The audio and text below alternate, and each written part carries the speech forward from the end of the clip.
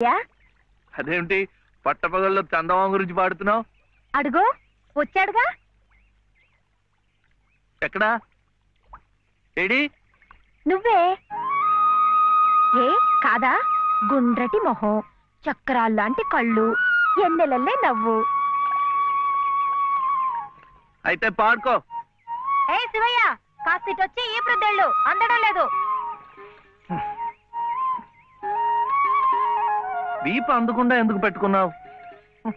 మీ ఆడాళ్ళతో అవును, వెంకటస్వామి తాళ్ళిబొట్టు తీసుకురాగానే నీకు పెళ్లి అయిపోతుంది అన్నమాట. ఎట్టా అవుద్దయ్యా, నాకంటే పెద్దాడివి, నీకే కంది. నన్ను చేసుకోనందిగా, ఇంకెట్ట అవుతుంది? ఎవరంది?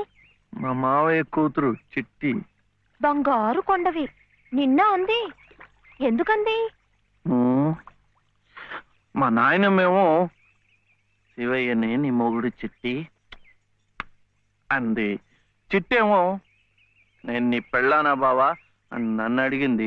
నాకేం తెలుసు, నానమ్మ నీ అడుగు అన్నాను. అన్నిటికీ నానమ్మ అనేవాడికి పెళ్ళందుకు అని చెప్పి నా తల మీద మొట్టకాయ వేసి వెళ్ళి పోసి పిచ్చి మొద్దా, మంచి పని చేసిందిలే. ఇదిగో ఓ మంచి లగ్గం చూసాయి, మన ఇద్దరం మరవాడేద్దాం. ఏంటి శివయ్య, వింటున్నావా? లేదు, బొందు కంటుకుంటున్నావు.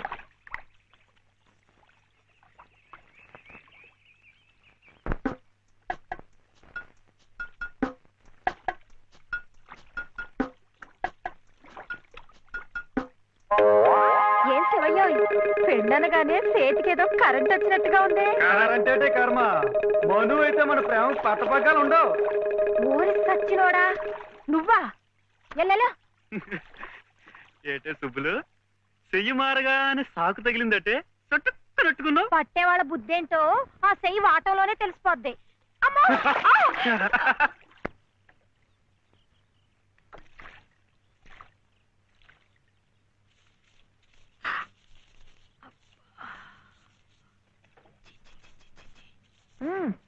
పొద్దునే ఏ మొహం పడితే ఆ మొహం చూడకు. అత్తయ్య ఏదో ముండనా లోపలికి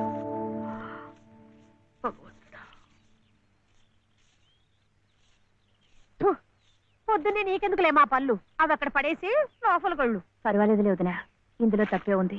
తప్పే ఉంది అని నిలదీసి అడిగితే నేనేం చెప్పను? నిన్న పొద్దున్నే నీ మొహం చూశాక ఆ పక్కింటి ఆయన కాలు జారిపడ్డాయట. వాళ్ళ ఆవిడ ఒకటే తిట్టిపోసింది. పొద్దునే లేచి ఎవరైనా కాస్త మంచి మొహం చూడాలనుకుంటారు పాపం. ఏమే నీళ్ళు, నువ్వు వెళ్ళి కాస్త కాఫీ పని చూడమ్మా, వెళ్ళు.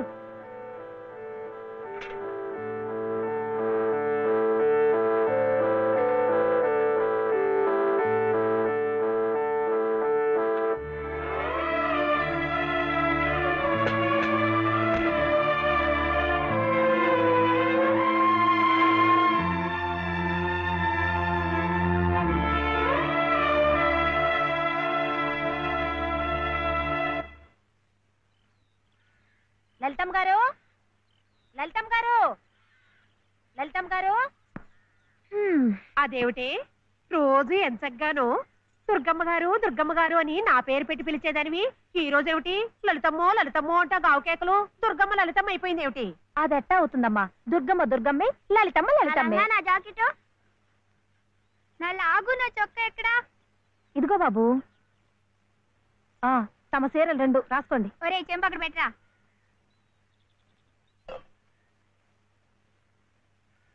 రా బాబు, ఇదిగో మీ అమ్మగారివి 6 చీరలు. ఇదిగో ఉన్నాయి, ఇవి నీ చట్లు నిక్కర్లు, జాగ్రత్తగా పట్టుకెళ్ళు. అమ్మో అమ్మో అమ్మో, ఇన్ని బట్టలే? మొగుడుతో కాపురం చేసే నేనే ఒంటి మీద బట్ట రాటి మీద బట్టతో అఘోరిస్తున్నాను. మొగుడు లేని ఇవిడి గారికి అమ్మా రేవు 6 చీరలే. ఇట ఈ స్త్రీలకి ముస్త్రీలకి ఆయన గారి సంపాదన అంతా తగలేస్తే నేను నా బిడ్డలు అడుక్కు తినాల్సిందే.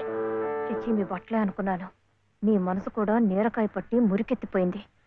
ఒక్కసారి మీ ఆయన గారు ఉడకేసి ఇస్త్రీ చేస్తే నా స్వామి రంగా. ఏమిటే గొడుగుతున్నావు?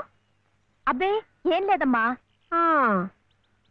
అయినా మీరు కూడా ఏందమ్మా, దేవుడు ఏదో చిన్న చూపు చూడబట్టి ఆవిడ మీ ఇంటికి వచ్చింది గాని నిన్నటిదాకా ఆవిడ లక్షణంగా బ్రతికిన మనిషేగా. అంటావు మధ్యలో నీ సమయం పోయింది. బట్టలు ఎక్కువేస్తే డబ్బు బాగా గుంజొచ్చని నీ ఆలోచన. ఆవిడ గారి బట్టలకి మీరేం డబ్బు ఇవ్వక్కర్లేదులేండి. పుట్టెడు కష్టంలో ఉంది. ఆవిడికి ఈ పాటి సాయం చేస్తే పుణ్యమైనా దక్కుద్ది. ఆహా, అంత పుణ్యం కావాలంటే నీ కొంపకి తీసుకెళ్లి నెత్తిన పెట్టుకు పూజించు ఈ సంతని. ఆవిడ రావాలే గాని ఆ మాత్రం అన్నం పెట్టలేకపో. మా కొంపలు ఇరుక్కు కావచ్చు కానీ మా మనసులు ఇరుక్కావు. మనసులు గుండెలు కోసి పెడితే సంతోషపడే ఘటాలు కావు. ముప్పుద్దులా మేపినా మనుషుల్ని పీక్కు తినే రకాలివి. అమ్మా అమ్మ అన్నం పెట్టవా? వచ్చి భుంచద్దు గాని పద, బడికి టైం అవుతుంది. ఏమ్మా, పిల్లాడికి అన్నం పెట్టకుండానే స్కూలుకు పంపుతున్నావు? మాటంటేనే మూతి విరుపులైతే చాలా కష్టం. ఈ పూటైతే మాన్పించావు. మధ్యాహ్నం తప్పుతుందా, సాయంకాలం తప్పుతుందా, రాత్రికి తప్పుతుందా? ఈ ఒక్క పూట అలా చేస్తే మాకేం మిగిలేదు లేదు. శుభ్రంగా కూర్చోపెట్టి వెళ్ళవయ్యా, వెళ్ళు. అది కాదు దినా, నిన్న పొద్దున అన్నం తిని కక్కుకున్నాడు, అందుకని. పడ్డలేదంటే ఇడ్లీలు బొడ్లీలు చేస్తాననుకుంటున్నావేమో.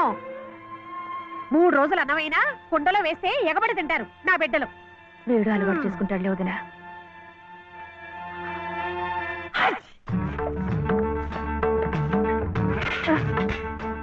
ఇక్కడ గొడిగే.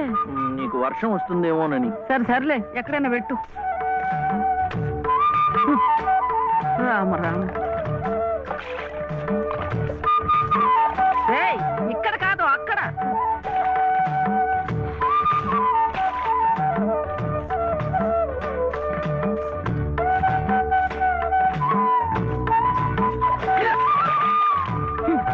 రామచంద్ర,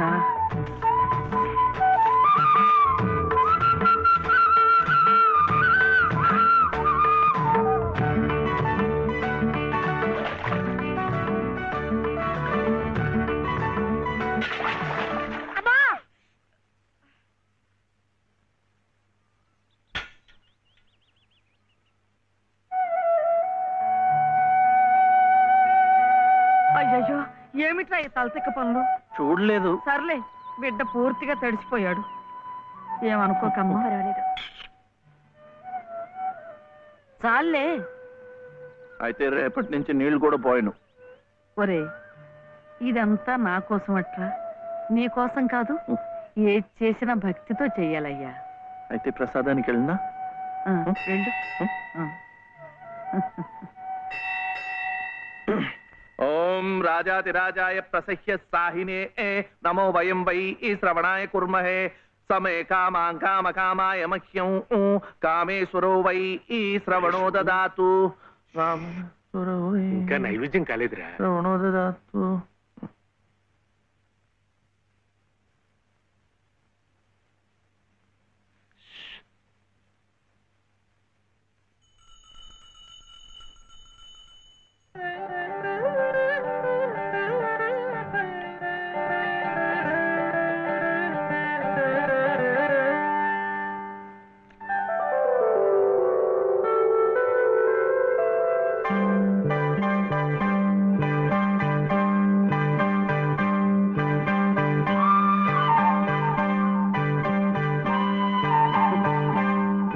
చూస్తున్నానులేండి, మీరు తినకుండా అంతా బాబుకే తినిపిస్తున్నారు.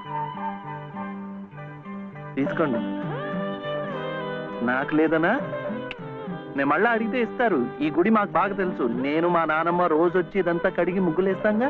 తీసుకోండి, తీసుకోండి. తీసుకోమ్మా.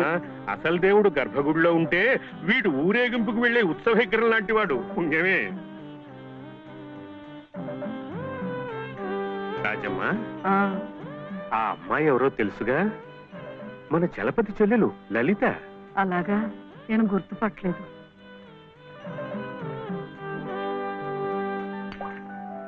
నిన్ను గుర్తుపట్టలేకపోయానమ్మా. ఏమనుకోకు. ఏమిటో మనిషికి ఒక చింత పెడతాడా దేవుడు. గంగిగోవు లాంటి మీ అన్నయ్యకి ఆ మహాతల్లి మీ వదిన ఎలా దొరికిందో. వస్తానండి. పదమ్మా. చూడమ్మా, ఇంత చిన్నతనంలోనే నీకొచ్చిన కష్టం సామాన్యమైంది ఏం కాదు.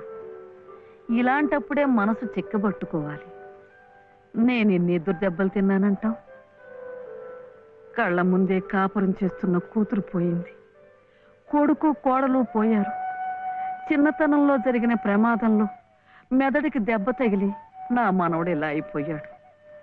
ఇవన్నీ తట్టుకుంటూ మందులు మాకులు తింటూ ఇంకా బ్రతికుండాలనుకుంటున్నానంటే ఎందుకంటావు? నా మీద ఆధారపడ్డ వాడి కోసం, నా మనవడి కోసం. భగవంతుడా, వాడి బుద్ధి పెంచకపోతే పోయే, ఏ కల్మషం ఎరగని ఆ పసితనాన్ని అలాగే ఉంచు. చెప్పింది చేసే పట్టుదల, దీక్ష అవైనా ఇచ్చావు, అంతే చాలు అని రోజుకొక్కసారి ఆ దేవుడికి గుర్తు చేయటానికి ఈ కట్టిని ఇలా ఉంచాను. అమ్మా స్కూల్కెళ్ళొద్దు. చాదస్తం అనుకోకపోతే ఒక్క మాట చెప్తాను తల్లి. నువ్వు కూడా ఒక మంచి రోజు చూసుకుని ఈ గుడి ప్రాంగణం తుడిచో, మెట్లు కడిగో, ఇంత సేవ చేసుకో. అంత మాత్రాన బాధలు తీరిపోతాయని కాదమ్మా. ఆ భగవంతుడి అనుగ్రహం ఉంటే ఈ కష్టాల సముద్రంలో పడి కొట్టుకుపోకుండా కనీసం మోకాటి లోతునైనా సాగిపోగలమని